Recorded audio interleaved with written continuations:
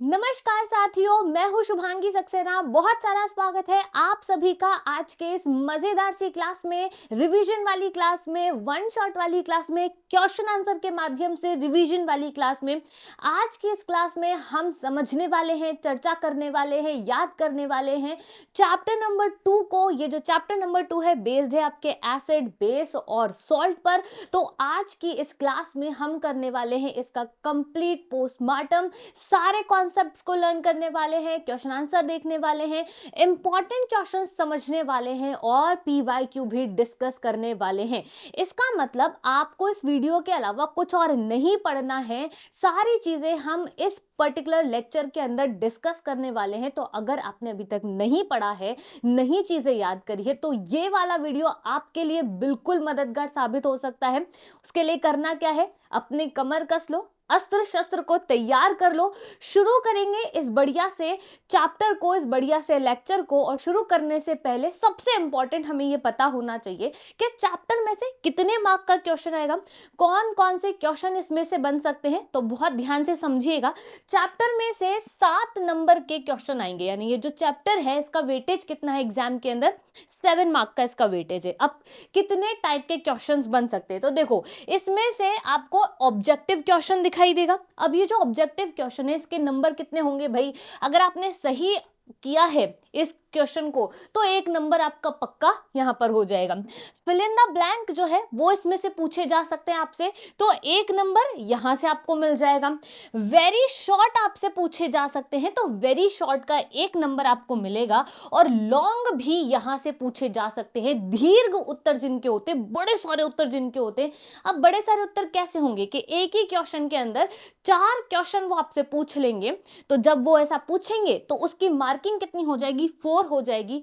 यानी ये जो चैप्टर है ये 7 मार्क का चैप्टर है। तो 7 नंबर आज हम इस पूरे अपनी वीडियो से, इस पूरे सेशन से निकाल लेंगे। तैयार हैं आप सभी? चलिए शुरू करते हैं। सबसे पहला क्वेश्चन क्या है, तो ध्यान से देखिए कि सबसे पहला क्वेश्चन क्या कह रहे हैं।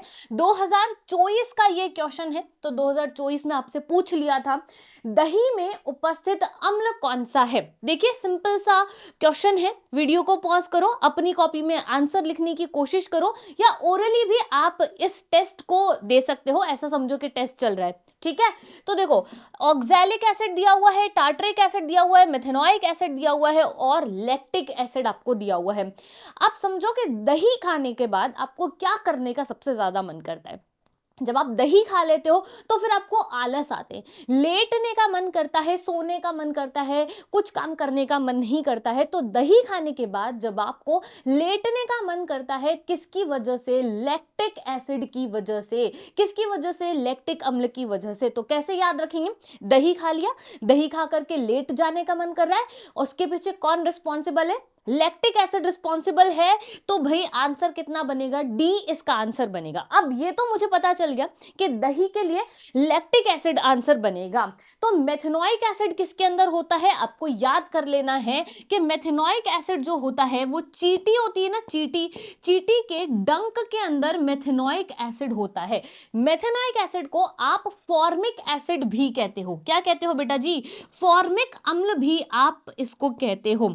अब जब आप इसे फॉर्मिक अम्ल कहते हो ना, तो ये चींटी कौन सी है, ये चींटी है आपकी लाल वाली चींटी। और लाल वाली चींटी को हम लैटिन लैंग्वेज के अंदर फॉर्माइका कहते हैं। इसलिए आप इस एसिड को फॉर्मिक एसिड कहते हो, जो कि चींटी के डंक में मिलता है। और कहां मिलता है, और आपको मिलता है नेटल के डंक के अंदर। कहां मिलता है, नेटल, ठीक है।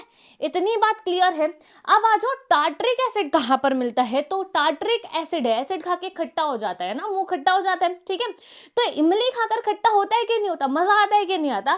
तो टार्टरिक एसिड जो होता है वो बच्चे इमली के अंदर होता है।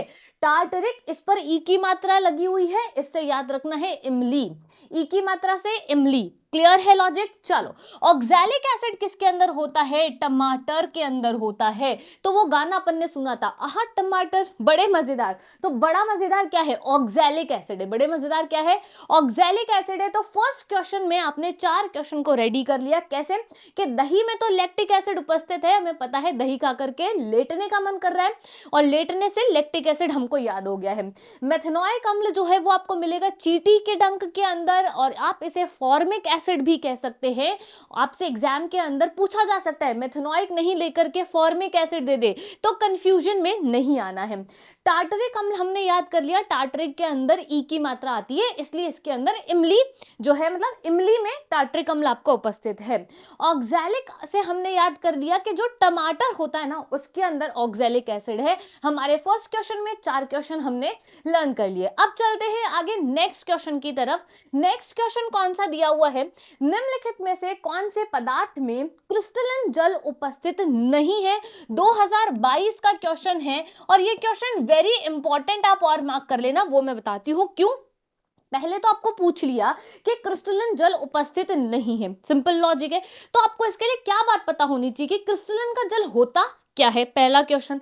दूसरा, धोने का soda, gypsum, baking soda, plaster of Paris, इन सभी के फॉर्मूलाज आपको लर्न होने चाहिए। तो ये अपने आप में क्वेश्चन बन गया कि प्लास्टर ऑफ पेरिस का फॉर्मूला क्या होता है, बेकिंग सोडे का फॉर्मूला क्या होता है, या इसका दूसरा जो नाम है वो क्या होता है, धोने के सोडे का फॉर्मूला क्या होता है, जिप्सम का फॉर्मूला क्या होता है। तो 4 नए क्वेश्चन बन गए, साथ में क्रिस्टलन जल क्या होता है, 5वां क्वेश्चन यहां से बन गया।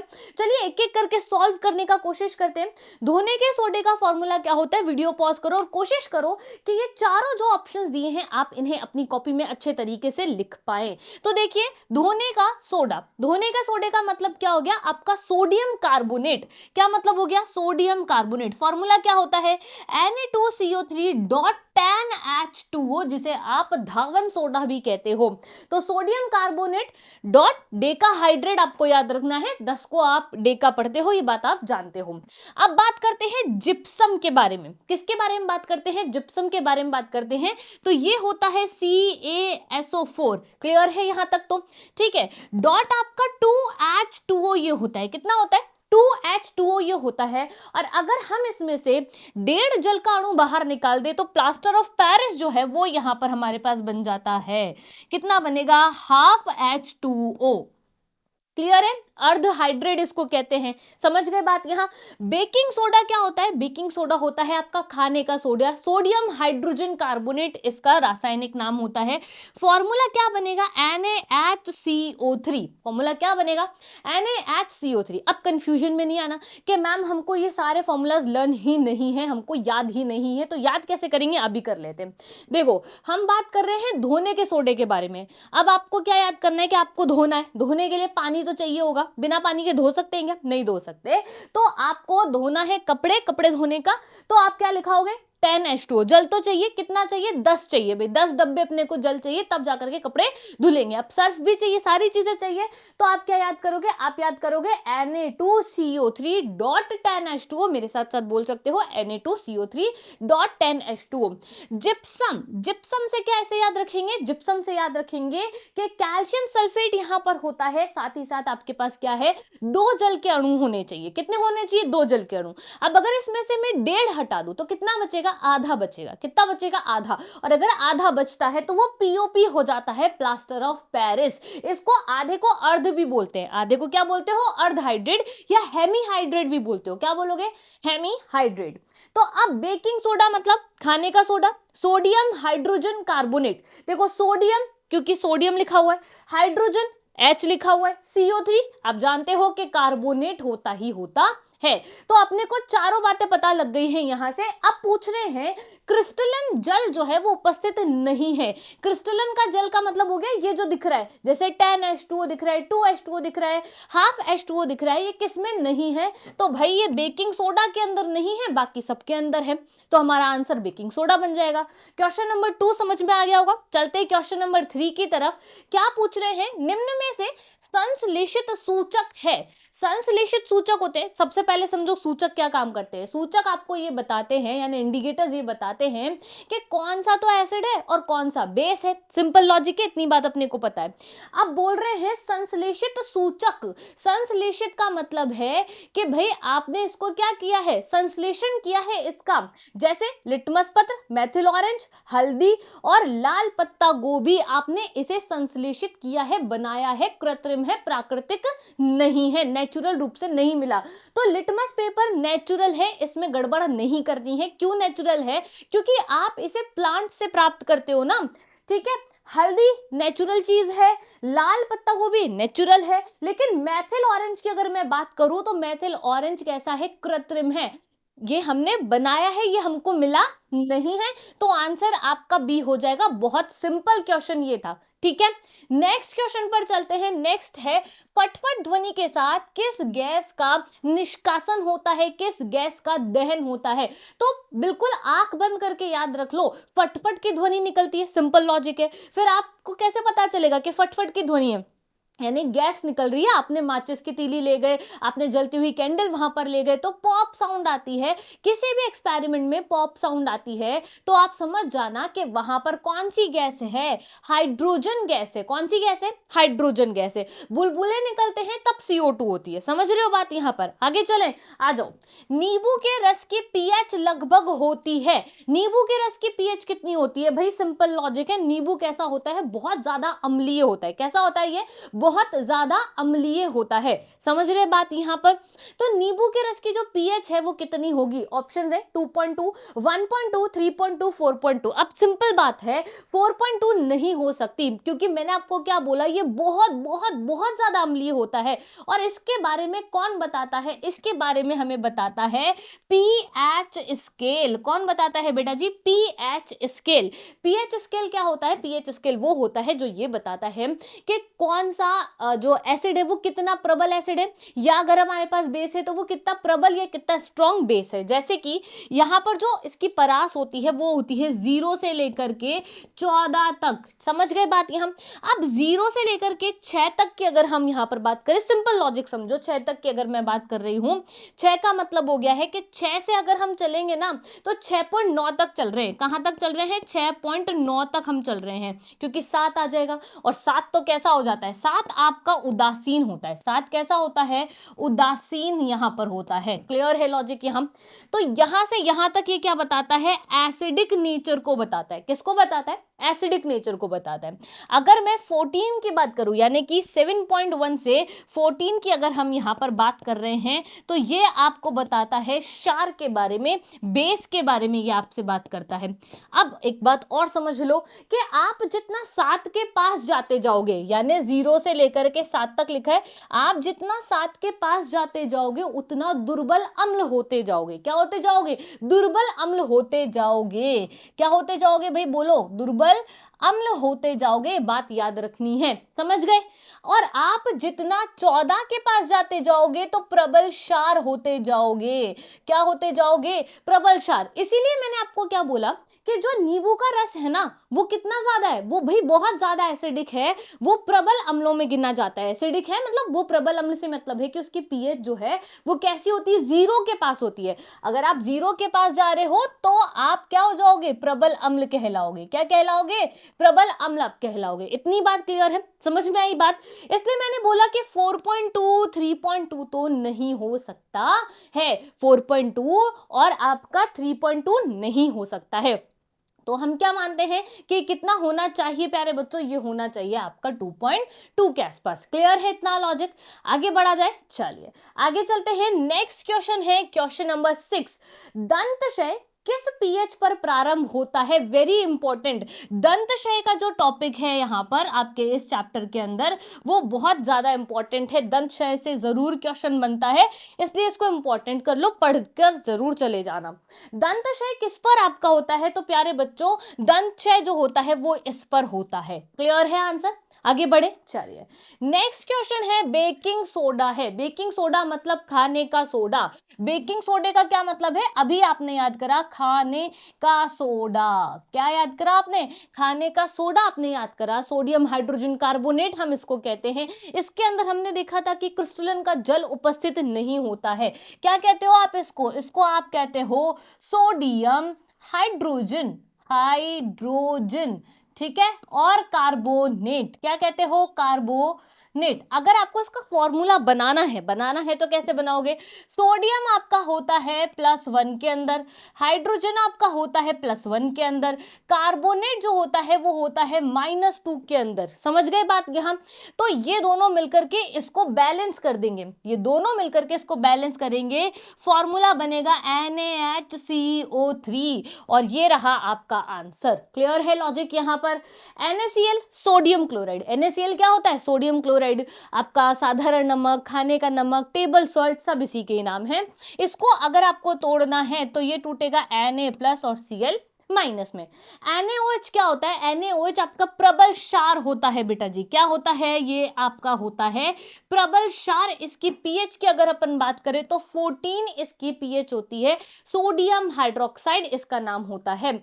यह है आपका कैल्शियम हाइड्रोक्साइड यानी कि CaOH का होल ट्वाइस। कैसे पढ़ते हैं? CaOH का होल ट्वाइस। ये भी कैसा होता है? क्षारीय प्रकृति का होता है। इतनी बात क्लियर है? आगे बढ़ा जाए, नेक्स्ट क्वेश्चन पर चला जाए। तो नेक्स्ट क्वेश्चन है क्वेश्चन नंबर 8। वेरी इंपॉर्टेंट, आप इसको कर लेना। विरंजक चूर्ण से जरूर एग्जाम के अंदर क्वेश्चन आता है। विरंजक चूर्ण कौन सा है भाई? तो विरंजक चूर्ण होता है CaOCl2। CaOCl2। तो 1 नंबर आपको पक्के से मिल जाएगा अगर आपने ये आंसर लिख दिया है। ये कौन है? ये है कैल्शियम ऑक्साइड। कौन है ये? कैल्शियम ऑक्साइड है। ये कैसा है? बिना बुझा चूना है। अभी इसमें हमने पानी नहीं डाला है। याद रखना है कि ये क्या है? ये है आपका कैल्शियम ऑक्साइड। ठीक है, लिख लो चाहो तो ऑक्साइड। और क्या कहते हैं इसको? और आप इसको कहते हो बिना बुझा चूना। ठीक है, बिना बुझा चूना। अगर मुझे चूना बुझाना है तो पानी डालना पड़ेगा और पानी डालते ही ये बन जाएगा हमारे पास। ठीक है, तो ये कौन सा हो जाएगा? बुझा हुआ चूना। ठीक है, एग्जाम के अंदर आपको कंफ्यूजन में नहीं आना है। कहीं से भी अगर वो पेपर दे तो अपने को सॉल्व कर लेना है। ये कैल्शियम कार्बोनेट होता है और ये विरंजक चूर्ण है, आप जानते ही हैं। आगे बढ़ते हैं नेक्स्ट क्वेश्चन की तरफ, which is your question number 9। Soda अम्ल अग्निशामक में उपयोग में आता है। बताओ भाई इसके अंदर से क्या आंसर बनेगा? कौन सा सोडा अम्ल है जो अग्निशामक में उपयोग में आता है? तो बहुत ध्यान से समझ लो, ये नहीं आएगा, ये नहीं आएगा, ये नहीं आएगा, ये आएगा। क्लियर है बात यहाँ? नेक्स्ट क्वेश्चन पर चलते हैं। नेक्स्ट क्वेश्चन है आपका क्वेश्चन नंबर 10। पीओपी है। पीओपी का मतलब होता है प्लास्टर ऑफ पेरिस। अब प्लास्टर ऑफ पेरिस की हम बात करें तो हमने पढ़ा था कि जिसमें 2 जल के अणु विद्यमान होंगे वो प्लास्टर ऑफ पेरिस नहीं होगा, वो जिप्सम होगा, पर साथ में कैल्शियम होना चाहिए, कॉपर नहीं। जहां आधे जल का अणु होगा कैल्शियम के साथ, वो प्लास्टर ऑफ पेरिस से हमें याद रखना है। तो देखो पहले वाले ऑप्शन के अंदर तो क्या हो जाएगा? जिप्सम का फॉर्मूला बन जाएगा, जिप्सम। क्लियर है? नेक्स्ट वाला तो नहीं हो सकता है, बिल्कुल कैंसिल। अब देखो यहाँ पर कैल्शियम है, यहाँ पर कॉपर है और दोनों में ही आधा है, तो बेटा जी ये वाला जो है ये तो बिल्कुल नहीं होगा। Calcium is the correct answer, तो ये वाला आपका करेक्ट आंसर हो जाएगा। आगे बढ़ा जाए नेक्स्ट क्वेश्चन पर। नेक्स्ट क्वेश्चन है CuSO4.5H2O में क्रिस्टलन के जल के अणु हैं। अब क्रिस्टलन के जल के अणु कैसे गिनोगे? यहाँ पर कितने दिए हुए हैं? 5 दिए हुए हैं। अगर 7 दिए हुए तो 7 आंसर होता, 10 दिए होते तो 10 आंसर होता, 2 दिए होते तो 2 आंसर होता। यहां जितने दिए होंगे वही क्रिस्टलन के जल के अणु हैं, तो आंसर कितना बनेगा? B is the correct answer. Clear है? नेक्स्ट क्वेश्चन क्या कहता है? क्वेश्चन नंबर 12 है, बढ़िया सा क्वेश्चन है, ध्यान से देखो। निम्नलिखित प्रयोग में गैस ए को आपको पहचानना है। क्या हो रहा है यहां पर? बहुत समझो ध्यान से। आपने लिया है तनु सल्फ्यूरिक अम्ल, आपने डाला है दानेदार जिंक के टुकड़े, उसके बाद आपने क्या किया है? उसके बाद जो है आपने यहां से इस गैस को निकाला है ऐसे बढ़िया तरीके से, है ना, और फिर आपने क्या किया है कि यहाँ पर जलती हुई मोमबत्ती आप ले गए हैं और जैसे ही ले गए तो फटफट की ध्वनि की आवाज आपको आई है और फटफट की ध्वनि आपको ये समझाती है कि इस एक्सपेरिमेंट में कौन सी गैस निकल रही है। इस एक्सपेरिमेंट में हाइड्रोजन गैस निकल रही है। सिंपल बात है, समझ गए? आगे बढ़े, चलो क्वेश्चन नंबर 13 पर चलते हैं। निम्नलिखित में से किस लवण में क्रिस्टलीकरण का जल नहीं होता है? निम्नलिखित में से भाई किसमें नहीं होगा? तो देखो नीला तोता अभी हमने देखा था CuSO4.5H2O इसका फॉर्मूला होता है, अभी देखा था। कॉपर सल्फेट की बात यहाँ पर हो रही है। बेकिंग सोडे का मतलब होता है खाने का सोडा, बेकिंग सोडा मतलब खाने का सोडा। सोडियम हाइड्रोजन कार्बोनेट, अभी हमने इसके बारे में भी चर्चा करी थी, तो यहाँ पर ये आ जाएगा। धावन सोडा हम जानते हैं कि क्या होता है भाई, Na2CO3, और हमने याद करा था कि भाई पानी तो हमें चाहिए ही होगा, तो कितना चाहिए, 10 डिब्बे पानी चाहिए, तो 10 यहाँ पर हम लिख देंगे। जिप्सम हमने याद कर लिया था कि कैल्शियम जो होता है उसके साथ 2 जल के अणु विद्यमान होने चाहिए। तो अब देखो क्रिस्टलीकरण का जो जल है वो नहीं है, तो कहां पर नहीं है, बेकिंग सोडा के अंदर नहीं है, बाकी सब जगह है। कितने अणु है, यहाँ 5 है, यहाँ 10 है, यहां पर 2 है। याद हो जाएगी बात ये। चले आगे, चलिए नेक्स्ट क्वेश्चन है योर क्वेश्चन नंबर 14। एक उदासीन विलयन का पीएच मान कितना होता है? कितना सिंपल क्वेश्चन है, और लास्ट ईयर पूछा था 2025 के अंदर। कितना सिंपल क्वेश्चन है। अभी हमने पीएच स्केल को अच्छे से डिस्कस किया, जहां हमने समझा कि इसकी परास होती है 0 से लेकर के 14 तक, और जो बीच में 7 आता है वो उदासीन होता है, न्यूट्रल होता है। तो आंसर कितना बनेगा भाई? आंसर बनेगा 7।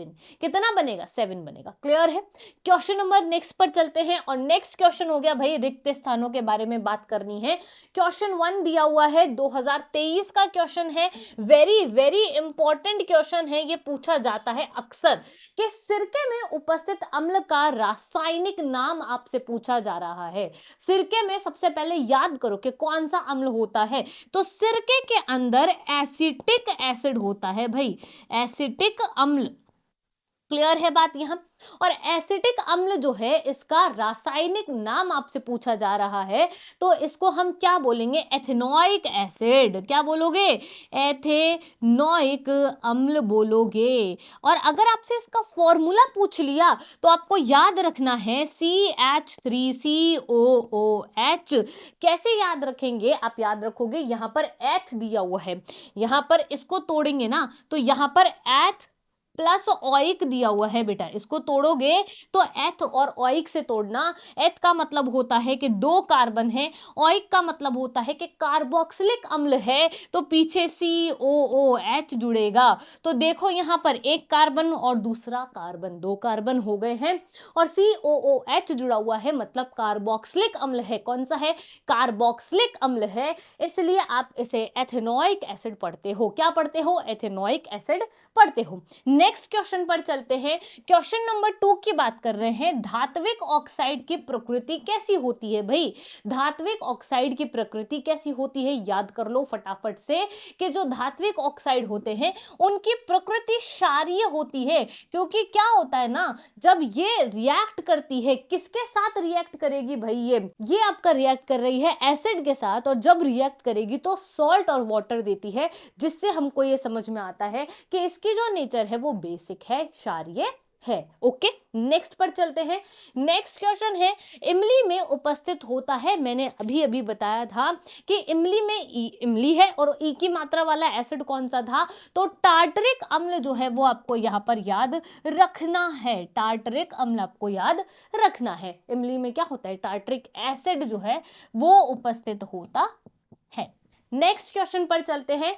क्वेश्चन नंबर 4, एंटासिड के रूप में जैसे दुर्बल क्षारक का उपयोग किया जाता है, एंटासिड के रूप में आप किसका उपयोग करते हो? आप उपयोग करते हो MgOH का होल ट्वाइस। इसे मिल्क ऑफ मैग्नीशिया भी कहते हैं। क्या कहते हैं? Milk of magnesia. Milk of magnesia भी आप इसको कहते हो। क्लियर है। नेक्स्ट क्वेश्चन क्या दिया हुआ है? क्वेश्चन नंबर 5 दिया हुआ है, जल की स्वच्छता और स्विमिंग पूल की सफाई के लिए आप जो है वो ली जाती है। क्या लिया जाता है भाई? जल की स्वच्छता और स्विमिंग पूल की सफाई जो है वो किस तरीके से की जाती है? जल्दी से मुझे बता दो कमेंट सेक्शन के अंदर कि जल की स्वच्छता और स्विमिंग पूल की सफाई किस लिए की जाती है, और इस क्वेश्चन का आंसर मुझे कमेंट सेक्शन में चाहिए। क्लियर है। चलिए नेक्स्ट क्वेश्चन पर हम बात करने वाले हैं यहाँ पर क्वेश्चन नंबर 6, अम्ल तथा क्षारक अभिक्रिया करके परिणाम स्वरूप प्राप्त होते हैं। अम्ल और क्षार आपस में जब रिएक्ट करेंगे, ये तो बहुत सिंपल रिएक्शन है, सबको पता है कि अम्ल और क्षार रिएक्ट करते हैं तो आपको लवण और जल की प्राप्ति होती है। कौन सी रिएक्शन होती है भाई? ये उदासीनीकरण अभिक्रिया। कौन सी होती है? उदासीनीकरण अभिक्रिया ये होती है। क्लियर है? नेक्स्ट चले, आ जाइए।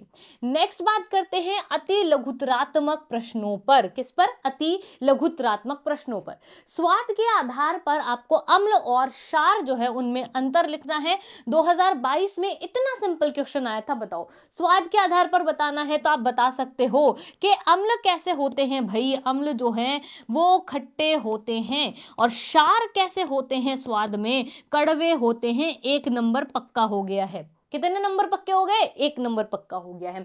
आगे बढ़े नेक्स्ट क्वेश्चन पर। फटाफट फटाफट क्वेश्चंस हमको करने हैं और हमें याद भी करना है। रिवाइज करते जाओ अपने दिमाग में कि क्वेश्चन आपसे क्या पूछना चाहता है और किस तरीके से पूछना चाह रहा है।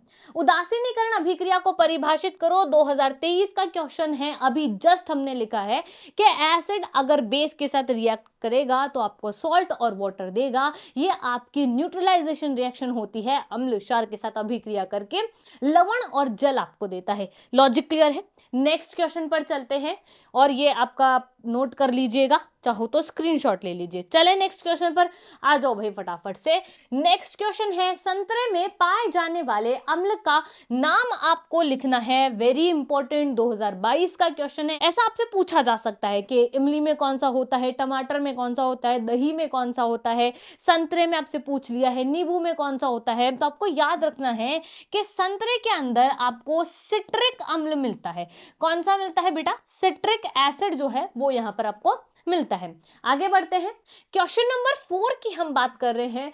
अम्ल के जलीय विलयन द्वारा विद्युत के संचालन का नामांकित चित्र बनाना है। 2022 का ये क्वेश्चन है जो कि आपसे पूछ लिया गया था। तो क्या जरूरी है कि चित्र बनाने का अभ्यास भी करना है। बायोलॉजी में चित्र आते हैं हमको पता है, लेकिन हमसे केमिस्ट्री में भी लगातार डायग्राम्स पूछे गए हैं। जैसे फर्स्ट चैप्टर में मैग्नीशियम वाला पूछ लिया था, है ना। तो 25 का पेपर हो गया, चाहे 24 का, 23, 22 के पेपर्स में हमसे 1 to 4 जो केमिस्ट्री पोर्शन है उसके अंदर से भी डायग्राम पूछे गए हैं। तो ये 2022 का क्वेश्चन था। अब डायग्राम कैसे पूछा गया है, तो आपको ये डायग्राम बना करके आना है। कौन सा डायग्राम है? ये डायग्राम आपको बना करके आना है। यहाँ पर आपने 6 वोल्ट की बैटरी जो है वो यहाँ पर जोड़ ली है, ठीक है। और आपने क्या करा है, तनु अम्लीय विलयन जो है वो यहाँ पर डाला है। तो अम्ल विद्युत का चालन करते हैं, ये बल्ब यहाँ पर प्रकाशित हो जाएगा। बहुत सिंपल है, आप इसे अच्छे से बना करके आ सकते हो, प्रैक्टिस कर लेना। क्लियर है? एज इट इज नहीं बना के आ पाओ तो बीकर बना देना और फिर क्या करना, कीले लगा देना, पानी भर देना और इस तरीके से स्विच और आपका बल्ब और बैटरी को कनेक्ट कर देना। ओके, चलो नेक्स्ट क्वेश्चन है दंत क्षय का कारण आपको लिखना है कि भाई दांत जो है वो खराब क्यों हो जाते हैं। तो आपको पता है कि हमने क्या करा, रात को भोजन कर लिया, ठीक है।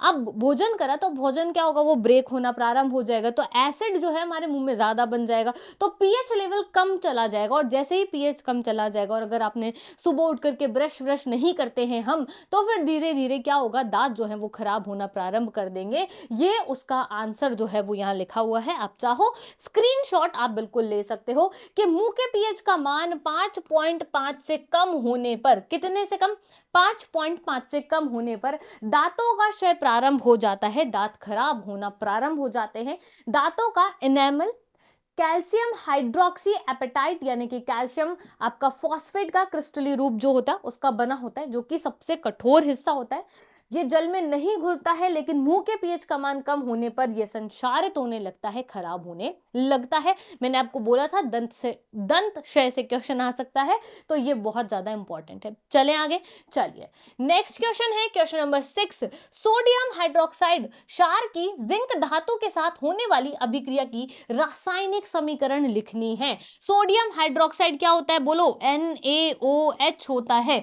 किसके साथ रिएक्शन करानी है, जिंक के के साथ रिएक्शन करानी है। मतलब देखो जिंक कौन है भाई, जिंक आपकी धातु है, जिंक कौन है आपकी धातु है।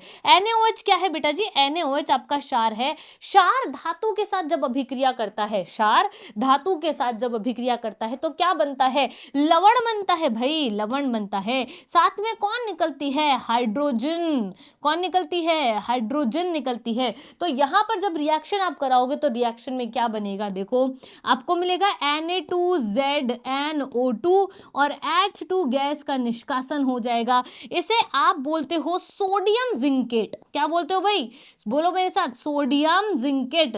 ऐसे मुंह मत सिल के बैठो, ठीक है, बोलते जाओ, याद होते जाएगा। क्या बनता है, सोडियम जिंकेट बनता है। क्लियर है, चलिए आगे चलते हैं नेक्स्ट क्वेश्चन पर। और नेक्स्ट क्वेश्चन है क्वेश्चन नंबर 7। क्या दिया हुआ है, लिटमस किस वर्ग के पादप से प्राप्त किया जा सकता है, एक नंबर में आपसे ये पूछा जा सकता है। तो आपको याद होना चाहिए कि थैलोफाइटा, थैलोफाइटा करके क्या होता है, एक समूह होता है, उसमें लाइकेन नामक एक पौधा होता है। कौन सा होता है बेटा, लाइकेन नामक एक पौधा होता है जिससे इसको प्राप्त किया जाता है। क्लियर है, चलो नेक्स्ट क्वेश्चन है, बहुत सिंपल है। चूने के पानी में कौन सी गैस प्रवाहित करने पर ये दूधिया हो जाता है। आप कौन सी गैस बाहर छोड़ते हो, कौन सी गैस आप बाहर निकालते हो जब आप श्वसन क्रिया करते हो। तो ऑक्सीजन आप अंदर डालते हो और CO2 आप बाहर निकालते हो। तो इस क्वेश्चन का आंसर है आपका CO2। क्लियर है, नेक्स्ट क्वेश्चन पर चला जाए। क्वेश्चन नंबर 9 आपसे पूछ रहे हैं ताजे दूध का पीएच जो है वो कितना होता है। तो ताजे दूध का जो पीएच होगा वो आपका कितना हो जाएगा, वो आपका लगभग 6.7 के आसपास होता है। तो हम ऐसा मान लेते हैं कि 6.5 से वो कितना हो सकता है, 6.8 के मध्य हो सकता है। और अगर आप ऐसे ज्यादा बढ़िया सा लिखना चाहो तो ये सबसे बढ़िया तरीका है, बाकी 6.7 भी आप लिख सकते हो। आगे बढ़ते हैं नेक्स्ट क्वेश्चन की तरफ, which is your question number 10। ये मैं आपको बहुत सारी बार करवा चुकी हूँ। टमाटर और चींटी का जो डंक है, यानी टमाटर और चींटी के डंक में कौन सा एसिड होता है। तो आपको पता होना चाहिए चींटी के डंक के अंदर फॉर्मिक एसिड होता है, फॉर्माइका हम उसको कहते हैं। अगर हम सूत्र की बात करें, अगर हम सूत्र की बात करें तो वो होता है HCOOH। क्या होता है, HCOOH ये होता है। टमाटर की अगर मैं बात करूं तो आप ऑक्सैलिक एसिड लिख करके आएंगे। और मुख्य रूप से अगर हम इसमें बात करें तो सिट्रिक एसिड भी इसके अंदर होता है, एस्कॉर्बिक एसिड भी इसके अंदर होता है, ऑक्सैलिक एसिड तो होता ही होता है। इतनी बात क्लियर है ना। आगे बढ़ जाऊं, चलिए इस क्वेश्चन को कर लोगे अच्छे तरीके से, बता दिया है मैंने आपको, ध्यान रखना है। नेक्स्ट क्वेश्चन है क्वेश्चन नंबर 11। अम्लीय वर्षा का पीएच कितना होता है। तो भाई अम्लीय वर्षा का पीएच होता है 5.6 से कम अगर है तो वो एसिड रेन मानी जाएगी। क्लियर है, चलो नेक्स्ट है क्वेश्चन नंबर 12। अम्ल धात्विक ऑक्साइड के साथ अभिक्रिया जो करते हैं उसको आपको समझाना है कि एसिड जो है वो धात्विक ऑक्साइड के साथ कैसे करते हैं। तो हमने इसके बारे में पढ़ा था कि आप लिखेंगे कि अम्ल जो होता है वो क्या करता है, धात्विक ऑक्साइड के साथ क्रिया करता है। और आपको क्या देता है, आपको देता है लवण और जल। क्या देता है आपको, लवण और जल यहाँ पर मिलता है। जिससे हमें ये बात समझ में आई थी कि ये तो वही उत्पाद मिल रहे हैं जब अम्ल और क्षार अभिक्रिया करते हैं। इसका मतलब ये जो आपका धात्विक ऑक्साइड लिखा हुआ है हमने, ये जो आपका धात्विक ऑक्साइड है इसकी नेचर कैसी होती है, ये आपका क्षारीय प्रकृति का होता है। कैसा होता है, क्षारीय प्रकृति का होता है। क्लियर है, आगे बढ़ा जाए, चलिए आगे चलते हैं। और ये है इसका आंसर, आप इसे अच्छे तरीके से देख लीजिए। एग्जाम्पल जो है 2HClCuO हमने यहाँ लिखा है, CuCl2 और H2O मिला है। तो इसको किस तरीके से हम बताएंगे कि यहाँ पर क्या है। तो देखो मैंने एसिड ले लिया HCl, धात्विक ऑक्साइड ले लिया है CuO। HCl को अगर अपन तोड़ेंगे तो ये टूटेगा H प्लस और Cl माइनस में। CuO को अगर आप तोड़ोगे तो ये टूटेगा Cu। और यहाँ पर ऑक्सीजन, ऑक्सीजन कितना होता है -2, ये हो जाएगा आपका +2 में। क्लियर है इतनी बात यहाँ पर, आई होप इतनी बात आपको समझ में आ गई होगी। अब देखो क्या होगा, प्लस माइनस के पास जाएगा और माइनस प्लस के पास चले जाएगा। अगर ऐसा होता है तो क्या हो जाएगा, ये Cl किसके साथ जाएगा, ये इसके साथ चला जाएगा। इसकी संयोजकता इसके चरणों में आएगी तो ये बनेगा CuCl2 और यहां से क्या मिल जाएगा, H2O मिल जाएगा। क्लियर है बात, यहाँ आगे बढ़े, चलिए आगे चलते हैं और नेक्स्ट क्वेश्चन के बारे में बात करते हैं, which is your question number 13। बुझा हुआ चूने का रासायनिक सूत्र आपको लिखना है। आपका ध्यान जो है वो इधर उधर नहीं होना चाहिए। हम वो क्वेश्चन प्रैक्टिस कर रहे हैं प्यारे बच्चों जो एग्जाम में आपसे पूछे जा सकते हैं।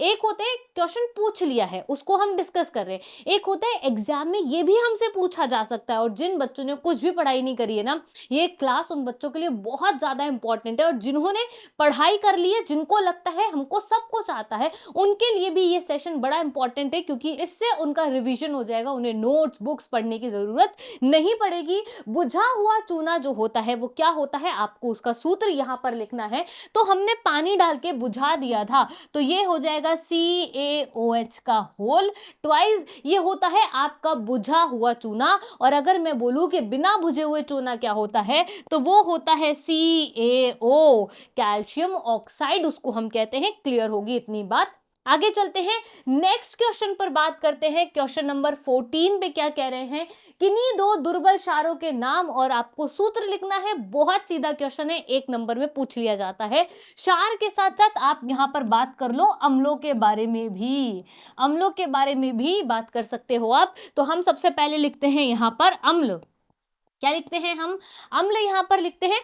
अम्ल में हम अगर बात करें प्रबल अम्ल के बारे में, किसके बारे में बात करेंगे, प्रबल अम्ल के बारे में बात करेंगे, तो आप लिख सकते हो HCl लिख सकते हो, H2SO4 लिख सकते हो, HNO3 यहां पर लिख सकते हो। ओके, नेक्स्ट अगर मैं इसी में ही बात करूं दुर्बल अम्ल के बारे में, किसके बारे में मैं बात कर रही हूं, दुर्बल अम्ल के बारे में, आप यहां पर एसिटिक एसिड लिख सकते हो विच इज CH3COOH। आप यहां पर चींटी में पाए जाने वाले अम्ल का नाम लिख सकते हो जो कि फॉर्मिक अम्ल होता है।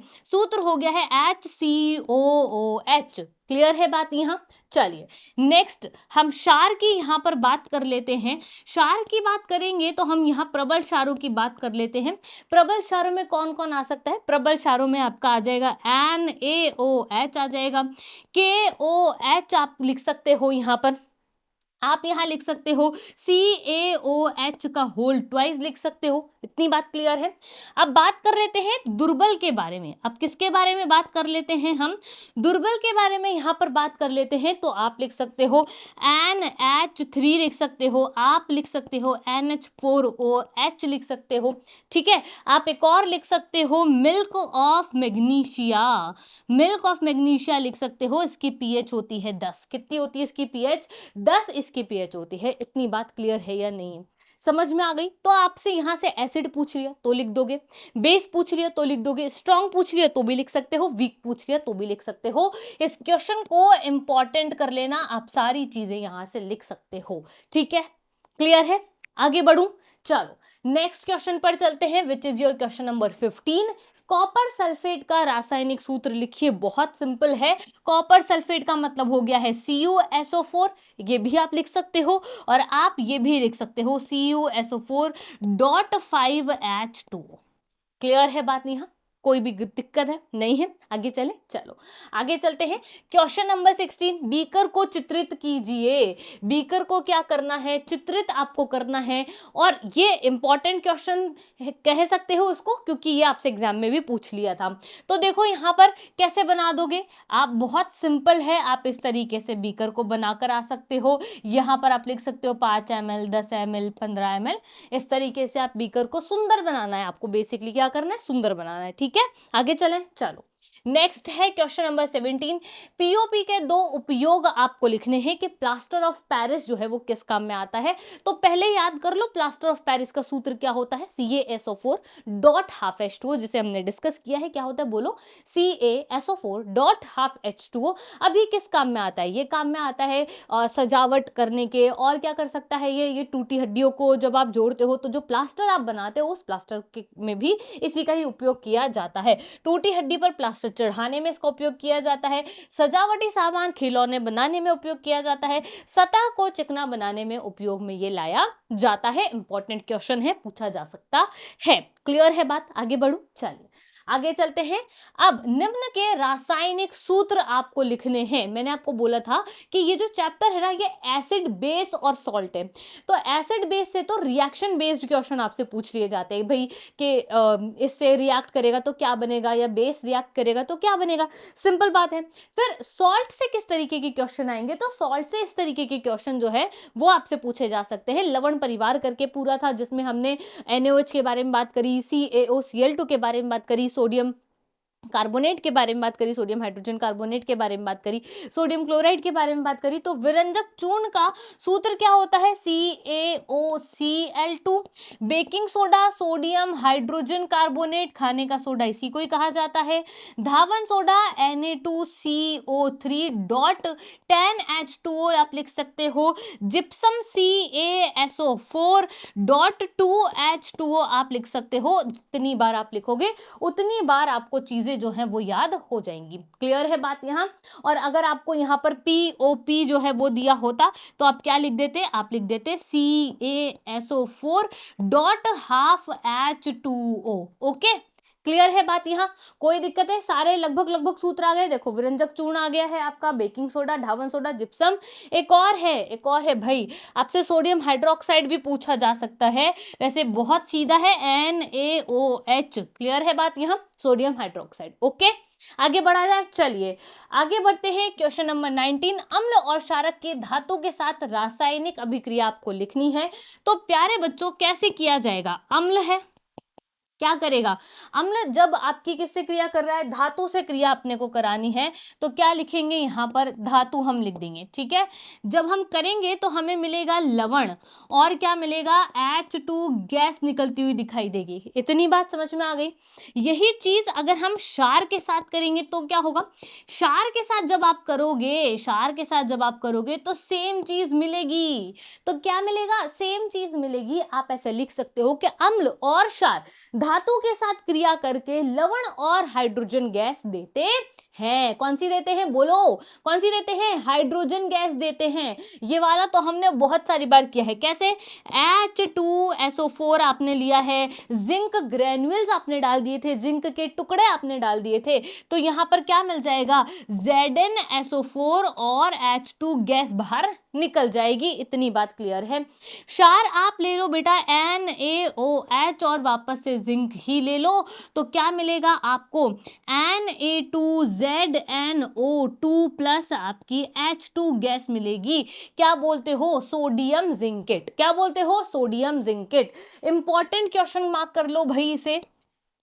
ये किसी भी तरीके से आपसे पूछा जा सकता है, रिएक्शन की फॉर्म में पूछा जा सकता है, आपसे इस तरीके से भी पूछा जा सकता है, तो आपको पता होना चाहिए। और ये वाला जो है, ये जो मैंने लिखा है, ये तो चैप्टर 1 में भी बहुत सारी बार पूछ लिया है। समझ गए बात यहाँ पर, क्लियर है। तो याद कैसे रखेंगे, ये अम्ल हो गया और आपका क्षार हो गया, धातु हो गई, इसके साथ रिएक्शन होगी, हाइड्रोजन गैस निकलेगी ही निकलेगी, लवण आपको मिलेगा ही मिलेगा। क्लियर है, आगे बढ़ूं, चलो। तो इसको आंसर जो है उसको अच्छे तरीके से देख लो और नोट कर लो। वहां मैंने H2SO4 लिखा है, यहाँ जिंक के साथ HCl लिया है, तो 2 एग्जाम्पल्स आपके रेडी हो गए। ओके, आगे बढ़ा जाए।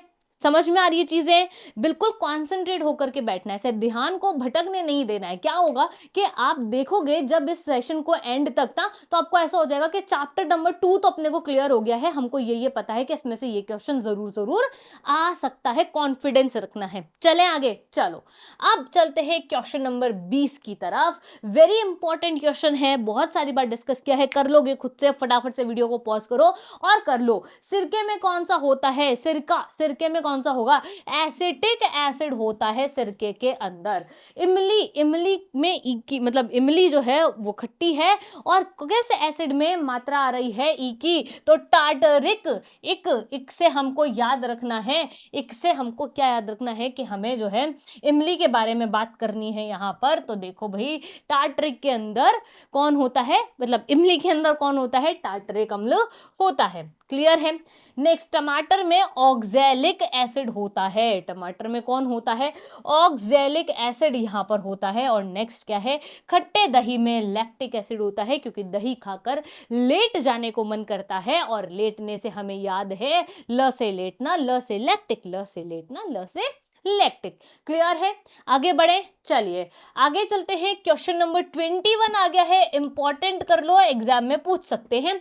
पीतल और तांबे के बर्तनों में दही और खट्टे पदार्थ क्यों नहीं रखने चाहिए? वेरी इंपॉर्टेंट क्वेश्चन है। अगर आप पीतल और तांबे के बर्तन में खट्टे पदार्थों को रख दोगे, दही को रख दोगे, तो वहां पर रिएक्शन हो जाएगी, क्योंकि खट्टे पदार्थों में एसिड होता है और पीतल और तांबा क्या है? धातु है। पीतल तांबा क्या है? धातु है ना, और खट्टे पदार्थों में एसिड है, रिएक्शन होगी और ये एक पॉइजनस सब्सटेंस बना लेंगे, जो कि हमारे लिए अच्छा नहीं होता है।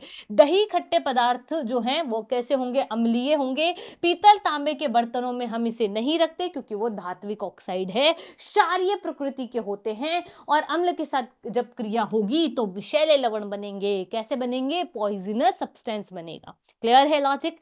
याद हो जाएगी चीजें।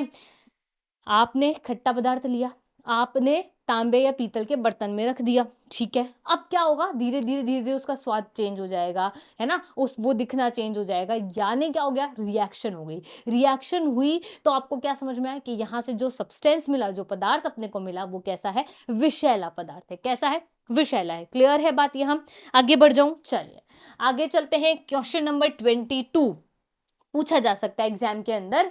शुष्क हाइड्रोक्लोरिक गैस लिटमस पत्र के रंग को क्यों नहीं बदलती है? हमने ये पढ़ा कि हमारे पास कौन होता है? हमारे पास दो वर्ड होते हैं। एक होता है आपके पास अनिल, ठीक है, एक होता है शालीन। कैसे होता है मैम?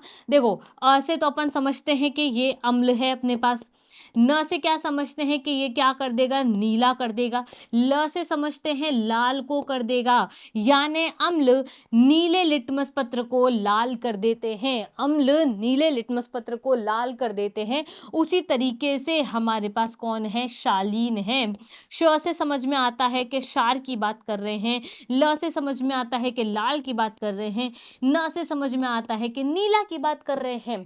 क्षार लाल लिटमस पत्र को नीला कर देते हैं। अब देखो, शुष्क हाइड्रोक्लोरिक गैस की बात कर रहे हैं।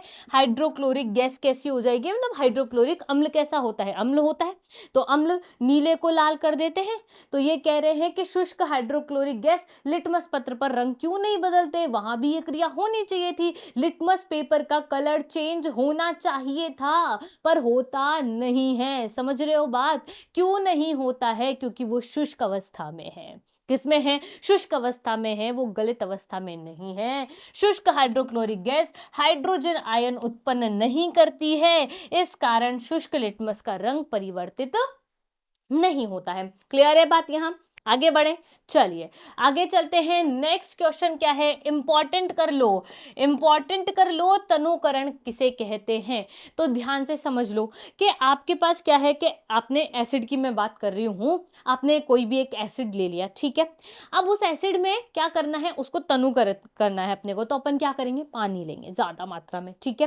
पानी लेंगे और उसमें क्या करेंगे? कुछ बूंदे एसिड की डाल देंगे और वो विलयन तैयार हो जाएगा तनुकृत आपके अम्ल का। अब इसका मतलब क्या हुआ कि आपके पास जो पूरा बर्तन लिया आपने, उस बर्तन के अंदर जो आपने जल लिया, तो जल ज्यादा मात्रा में है, उसमें एसिड कम मात्रा में है, यानी H+ आयनों की सांद्रता में कमी हो रही है। जब H+ आयनों की सांद्रता में प्रति इकाई आयतन में कमी होती है, आप उसे तनुकरण कहते हो। उसी तरीके से क्षार के लिए भी ये काम करेगा, यानी OH- आयन की सांद्रता में कमी हो रही है, तो उसे भी आप क्या कहोगे? तनुकरण कहोगे। तो लिखेंगे कैसे? लिखोगे आप इसको कि जल में अम्ल या क्षारक मिलाने पर आयन की सांद्रता कौन से? H+ जो बताते हैं कि ये अम्ल हैं, OH- जो बताते हैं कि ये क्षार हैं, प्रति इकाई आयतन में क्या हो रही है? कमी हो रही है, जिसे आप क्या कहोगे? तनुकरण कहोगे। एग्जाम में पूछा जा सकता है, लिखना आना चाहिए 1 नंबर में।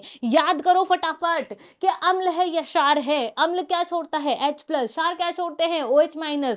उसी से तो पता चलता है कि अम्ल है या क्षार है, अगर ये ऐसा करते हैं। और इन आयनों की सांद्रता में, इन आयनों, कौन से आयन? H+ और OH- आयन की सांद्रता में अगर कमी हो रही है, सांद्रता में अगर कमी हो रही है, तो भाई वो क्या कहलाएगा? वो कहलाएगा तनुकरण। क्लियर है? आगे बढ़े, चलिए।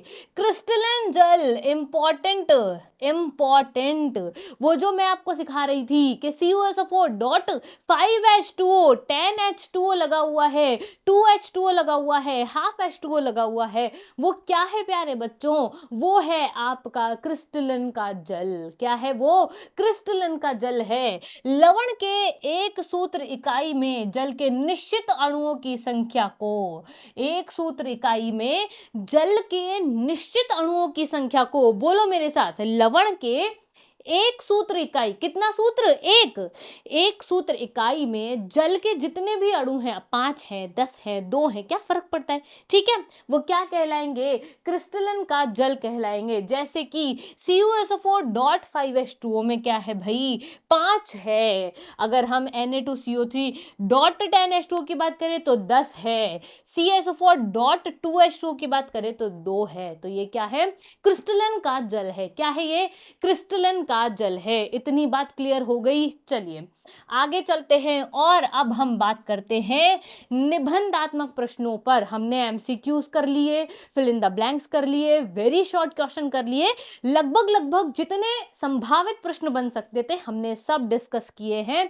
अब हम आ गए हैं हमारे लॉन्ग क्वेश्चंस पर, जहां हम देखने वाले हैं आंसर को कैसे लिखा जाता है, कितना बड़ा आंसर होना चाहिए। ये इस चैप्टर का वेरी इंपॉर्टेंट क्वेश्चन है, तो आपको याद होना ही चाहिए कि क्लोर क्षार प्रक्रिया को आपको समझाना है, रासायनिक समीकरण लिखनी है। 2025 का क्वेश्चन है, इंपॉर्टेंट क्वेश्चन है, लास्ट ईयर ये आपसे पूछ लिया है, तो हो सकता है कि बड़े क्वेश्चंस में ना पूछे पर छोटे क्वेश्चंस में पूछ सकता है। क्लोर क्षार क्यों कहते हैं? क्योंकि क्लोरीन निकलती है और NaOH भी आपको प्राप्त होता है, क्योंकि इस पूरे एक्सपेरिमेंट में, पूरे प्रोसेस में क्लोरीन बाहर निकलती है और NaOH भी आपको प्राप्त होता है विलयन के रूप में। इसलिए आप बोलते हो इसे क्लोर क्षार प्रक्रिया। क्या बोलते हो? क्लोर क्षार प्रक्रिया। सोडियम क्लोराइड का जलीय विलयन लेते हो। सोडियम क्लोराइड का मतलब हो गया है NaCl। क्या ले रहे हो? NaCl का जलीय विलयन ले रहे हो, विद्युत धारा प्रवाहित कर रहे हो। विद्युत धारा क्या कर रहे हो? प्रवाहित कर रहे हो। जब ये वियोजित होकर के क्या उत्पन्न कर रही है? सोडियम हाइड्रोक्साइड उत्पन्न करती है। इस प्रक्रिया को क्लोर क्षार प्रक्रिया कहते हैं। कहोगे आप मैम NaCl है, Cl निकलना तो समझ में आ रहा है, लेकिन ये आपका सोडियम हाइड्रोक्साइड कैसे बना रहा है? तो क्या वहां पर जल नहीं है? हमने लिखा कि सोडियम क्लोराइड के जलीय विलयन की हम बात कर रहे हैं। जलीय विलयन का मतलब होता है जल में आपने सोडियम क्लोराइड को घोल दिया है। समझ गए बात? यहां पर प्रक्रिया में निर्मित उत्पाद क्लोरीन और सोडियम हाइड्रोक्साइड है, इसीलिए इसे क्या बोलते हैं? क्लोर क्षार प्रक्रिया कहते हैं। क्लोरीन गैस याद रखना है एनोड पर निकलती है, कैथोड पर हाइड्रोजन गैस निकलती है और NaOH का विलयन भी प्राप्त होता है। ये रिएक्शन बड़ी इंपॉर्टेंट है, ये रिएक्शन बड़ी इंपॉर्टेंट है। तोड़ो भाई, कैसे होगा मैम? NaCl है, टूटेगा Na+ और Cl माइनस में। वाटर मॉलिक्यूल टूटता है H+ और OH- के अंदर। अब देखो यहां से Cl तो बाहर चला जाएगा, Na किसके साथ जुड़ेगा? OH के साथ जुड़ेगा, इसीलिए NaOH लिखा, Cl लिखा और H2 लिखा है। क्योंकि यहां से अगर हम इसकी क्वांटिटी 2 कर देंगे तो ये भी 2 होगा, ये भी 2 हो जाएगा, तो 2Cl वापस दिख गई और यहां पर हाइड्रोजन दिख गए होंगे। क्लियर है बात? यहां आगे बढ़ जाऊं, चलिए इसका डायग्राम भी है, बड़ा इंपॉर्टेंट है। ये डायग्राम आपको याद रखना है। इस डायग्राम से क्वेश्चन बनते हैं कि देखो, धातुओं से ग्रीस हटाने के लिए, साबुन तथा अपमार्जक कागज बनाने के लिए, कृत्रिम फाइबर के लिए किसका उपयोग किया जाता है? आपसे ये पूछा जा सकता है। और ये जिस क्वेश्चन का आंसर मैंने कहा था कि आप मुझे कमेंट सेक्शन में बताओगे, जल की स्वच्छता, स्विमिंग पूल, PVC, रोगाणुनाशक, ये सब काम करने के लिए किसका उपयोग किया जाता है? तो आपको दिखाई दे रहा होगा आंसर। क्लियर हुई कि नहीं हुई बात? समझ में आई चीजें? तो इस तरीके से भी क्लोर क्षार प्रक्रिया डायरेक्ट भी पूछ ली और इस तरीके से भी प्रश्न अपने से पूछा जा सकता है। आगे बढ़ते हैं, नेक्स्ट है बेकिंग सोडा पर ऊष्मा के प्रभाव को समझाना है। इसमें निहित रासायनिक समीकरण लिखनी है। 2025 का ये क्वेश्चन है और ये क्वेश्चन बहुत सिंपल है, बहुत आसान है। बेकिंग सोडा का मतलब होता है सोडियम हाइड्रोजन कार्बोनेट। बोलो मेरे साथ, सोडियम हाइड्रोजन कार्बोनेट, यानी कि NaHCO3 पर आपको बात करनी है। बहुत सिंपल क्वेश्चन है। कमेंट सेक्शन में इसका आंसर जरूर जरूर बताइएगा। आगे बढ़ जाऊं, चलिए आगे चलते हैं। नेक्स्ट है क्वेश्चन नंबर 3। क्या दिया हुआ है, देखिएगा ध्यान से। प्लास्टर ऑफ पेरिस का रासायनिक सूत्र आपको लिखना है। तो प्लास्टर ऑफ पेरिस क्या होता है भाई, CaSO4 डॉट हाफ H2O लिख दिया भाई। ओके, चलो। जल में लाने पर प्लास्टर ऑफ पेरिस कठोर क्यों हो जाता है, उपयुक्त समीकरण देकर समझाओ। जल अगर मिलाओगे, यानी कि बेटा CaSO4 है और हाफ H2O है, जल मिलाओगे H2O, जल मिला दोगे तो क्या हो जाएगा, ये बनेगा CaSO4 डॉट 2H2O, जो कि क्या होता है, जिप्सम होता है, जो कि क्या होता है, जिप्सम होता है। इसलिए ये कैसा हो जाता है, कठोर हो जाता है। बेकिंग सोडा का रासायनिक नाम लिखिए। बेकिंग सोडा भाई NaHCO3 ये होता है बेकिंग सोडा, मतलब सोडियम हाइड्रोजन कार्बोनेट। केक मुलायम और स्पंजी क्यों हो जाता है, उपयुक्त समीकरण देकर के आपको समझाना है। तो चलिए फटाफट फटाफट क्या करते हैं, इसके आंसर्स को चेक कर लेते हैं। तो ये देखिए 2024 का क्वेश्चन था ये रहा कि जो प्लास्टर ऑफ पेरिस है वो कठोर क्यों हो जाता है, और ये आपकी उसकी इक्वेशन है। नोट करना चाहो नोट कर सकते हो। नेक्स्ट देखो क्या पूछा था नेक्स्ट अपन से, कि बेकिंग सोडे का रासायनिक नाम 2024 में पूछ लिया था। और इसके पहले जिस क्वेश्चन के लिए मैंने आपको कहा था कि मुझे कमेंट में बताना, वो यही क्वेश्चन है, दोनों की बस फॉर्म अलग अलग है। तो क्या आएगा आंसर, NaHCO3। फिर क्या पूछ लिया, फिर आपसे पूछ लिया कि वो केक मुलायम क्यों होते हैं, स्पंजी क्यों होते हैं। तो उसका आंसर हम कैसे लिखेंगे, ध्यान से देखिएगा। यहां पर ये रही इक्वेशन, और इस अभिक्रिया से उत्पन्न CO2 के कारण ये कैसे हो जाते हैं भाई, मुलायम और स्पंजी हो जाते हैं। आप क्या करेंगे, NaHCO3 की रिएक्शन कराएंगे एसिड से या H+ आयनों की उपस्थिति में। CO2 वाटर मॉलिक्यूल और अम्ल का सोडियम लवण जो है वो यहाँ पर निकलेगा। जो भी अम्ल आपने लिया होगा उसका सोडियम लवण निकलेगा। 2025 में पूछ लिया, 2024 में पूछ लिया, तो बहुत इंपॉर्टेंट है, बहुत ज्यादा इंपॉर्टेंट है। क्लियर है, एक क्वेश्चन पक्का है, समझ गए बात यहाँ पर। तो इस क्वेश्चन को अगर आप सॉल्व कर दोगे तो नंबर भी पक्के हो जाएंगे। आगे बढ़ू, चलिए आगे चलते हैं।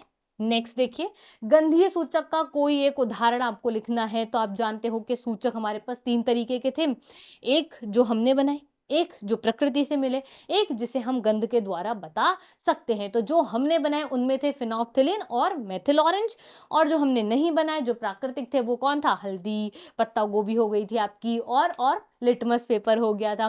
गंधीय में क्या होता है, ऑल फैक्ट्री भी इन्हें कहा जाता है। तो कौन थे, वनीला, प्याज का रस, लौंग का रस, है ना, ये सब थे, समझ गए। चूने के, अब ये वाला जो क्वेश्चन है ये इंपॉर्टेंट है, ठीक है, क्लियर है बात यहां पर। तो ये इंपॉर्टेंट क्वेश्चन को पढ़ लेते हैं हम। चूने के पानी में कार्बन डाइऑक्साइड गैस को प्रवाहित करने पर यौगिक ए का श्वेत अवक्षेप बनता है। यदि इसमें अत्यधिक मात्रा में कार्बन डाइऑक्साइड गैस को प्रवाहित किया जाए तो जल में विलयशील पदार्थ बी बनता है। ए और बी का रासायनिक सूत्र और आपको समीकरण लिखनी है, समझ गए यहां तक, ठीक है। अब ये अथवा में उसके जो दूसरा क्वेश्चन है वो अपने से पूछा हुआ है, तो एक एक करके सॉल्व करते चलते हैं। गंधीय सूचक के बारे में हमें बात करनी है। 2023 का ये क्वेश्चन है जो आपसे पूछा गया था। तो यहां पर ये लिख दिया हमने इसका आंसर, जिसको हमने भी डिस्कस भी कर लिया है। इसी का ये जो सेकंड क्वेश्चन है वो यहाँ पर दिया हुआ है, 2023 का है। इसका आंसर जो है वो डिस्कस कर लेते हैं फटाफट से। चूने के पानी में CO2 गैस अगर आपने प्रवाहित करी है तो आपको कैल्शियम कार्बोनेट मिलेगा। क्या मिलेगा बेटा, कैल्शियम कार्बोनेट का अवक्षेप बनता है जो कि व्हाइट कलर का होता है। ओके, इसमें अत्यधिक CO2 गैस जब अपन प्रवाहित करेंगे तो हमें ये मिलेगा कैल्शियम बाइकार्बोनेट। तो ये ए है, ये बी है जो कि जल में अघुलनशील होता है, जो कि जल में अघुलनशील होता है। तो एक तो ये मिल गया है बेटा जी, एक ये मिल गया है, और ये ए बी एक्स वाई वाले क्वेश्चन बहुत आते हैं एग्जाम में। ओके, आगे बढ़ जाऊं, चलिए आगे चलते हैं। CO2 गैस को चूने के पानी में प्रवाहित करने पर ये रही वो इक्वेशन जो आपसे अभी पूछी गई थी। ठीक है, अब ये कंफ्यूज मत हो जाना, ये यहां पर 1 नहीं लिखा हुआ, ये यहां पर L लिखा हुआ है। ठीक है, चलो, अधिक मात्रा में जब CO2 प्रवाहित करोगे तो आपको ये मिलेगा।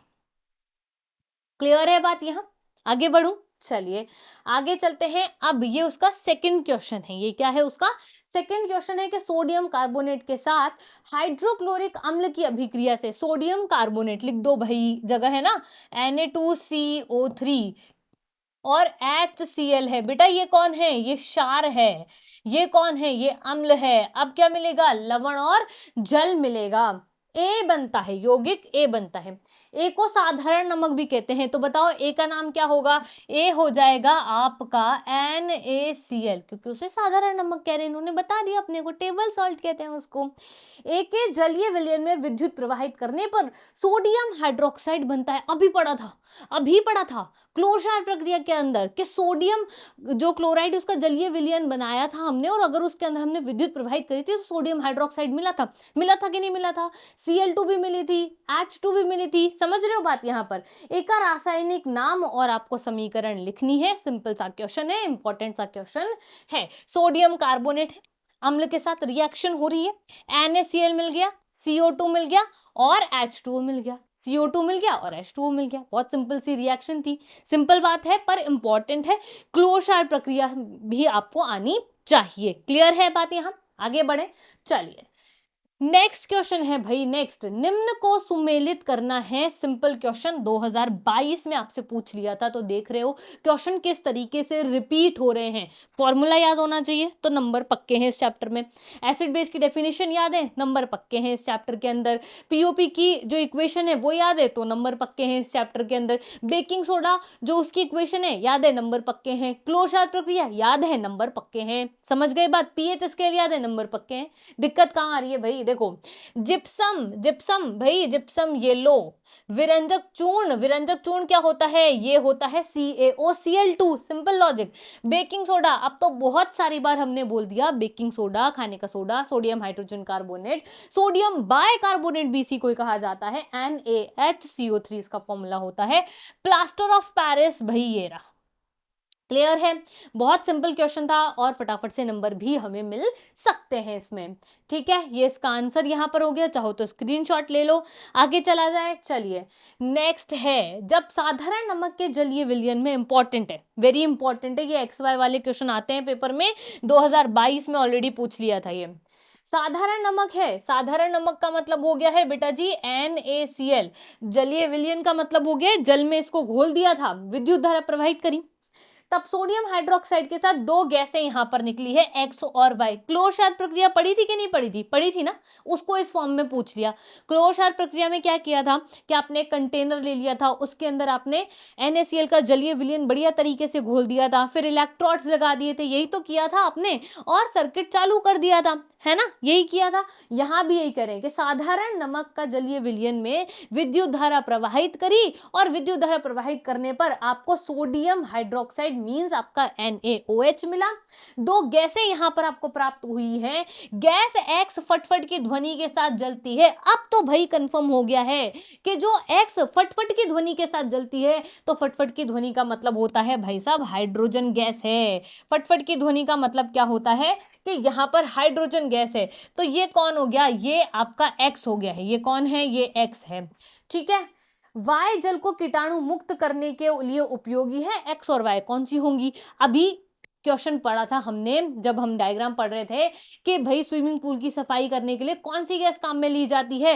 Cl2। कौन सी गैस काम में लेते हैं भाई? क्लोरीन को काम में लेते हैं ना। तो ये हो गई आपकी वाय। ये कौन हो गई है? वाय हो गई है। और ये पूरा किसके अंतर्गत आता है? क्लोरक्षार प्रक्रिया। किसके अंतर्गत आता है? क्लोरक्षार प्रक्रिया के अंतर्गत आता है। क्लियर है बात, यहां समझ में आ गई? ये रहा भाई इसका आंसर, ये रहा इसका आंसर। क्लियर हो गई बात? यहां आगे बढ़ जाएं, चलिए आगे चलते हैं। नेक्स्ट क्वेश्चन है भाई, पदार्थ का नाम दिया है, पीएच यहां पर दी हुई है, 2022 का क्वेश्चन है। उपरोक्त सारणी के आधार पर हाइड्रोजन आयन की सांद्रता के घटते क्रम में लिखना है। घटते क्रम में लिखना है, क्या कौन ज्यादा अम्लीय, फिर कौन है, फिर कौन है, फिर कौन है। तो आप इसको इस तरीके से देख सकते हो कि नींबू के रस की 2.2 होती है, जठर रस की 1.2 होती है, टमाटर की 4.4 होती है, सिरका की 3.76 यहां पर होती है। पर जब हम इसे सॉल्व करते हैं ना प्यारे बच्चों, तो ये वाली बात आपको याद रखनी है और ये इसका ऑर्डर हो जाएगा। क्लियर है? आगे बढ़ जाएं, चलिए आगे चलते हैं। नेक्स्ट है, वापस से ये क्वेश्चन आ गया है आपका, 2022 में एक्स वाई वाले क्वेश्चन जरूर आए थे। तो देखो, सोडियम का यौगिक है कोई एक्स, तनु HCl के साथ अभिक्रिया होती है, लवण जल और एक गैस Y प्राप्त होती है। X का पाव रोटी या ब्रेड को मुलायम और स्पंजी बनाने के लिए उपयोग किया जाता है।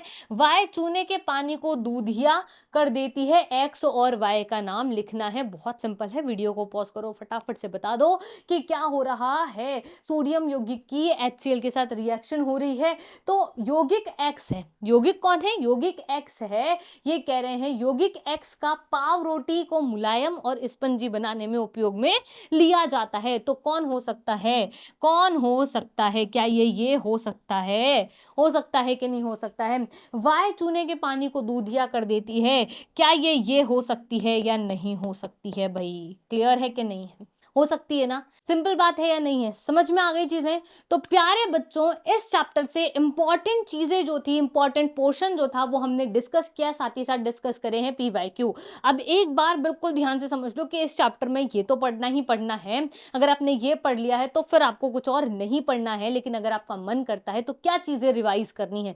क्लोर क्षार प्रक्रिया रिवाइज करनी है, हर तरीके से उसकी इक्वेशन रिवाइज करनी है, NaHCO3 के बारे में सारी डिटेलिंग पढ़ लेनी है, सोडियम क्लोराइड के बारे में सारी डिटेलिंग पढ़ लेनी है, पीएच स्केल क्या होता है, दंतक्षय पढ़ लेना है, अम्लीय वर्षा आपको पढ़ लेनी है। बहुत सारे हमारे पास एसिड्स दिए हुए हैं, तो हमें पता होना चाहिए कि किसके अंदर कौन सा एसिड हमारे पास होता है। समझ गए बात यहां पर? बस, और सूत्र सारे याद कर लेने हैं, इससे ज्यादा इस चैप्टर में से कुछ आने वाला नहीं है। तो बिल्कुल कॉन्सेंट्रेट होकर के आपको पढ़ाई करनी है। आपको ये पता होना चाहिए कि भाई अपने को क्या तो पढ़ना है और क्या फिर छोड़ना है। सारा सारा अब नहीं पढ़ सकते हैं। तो स्मार्ट स्टडी का टाइम है, स्मार्ट तरीके से पढ़ाई करो, स्मार्ट बच्चे हो आप लोग। मिलते हैं आपसे नेक्स्ट चैप्टर में, तब तक के लिए ऑल द बेस्ट, धन्यवाद।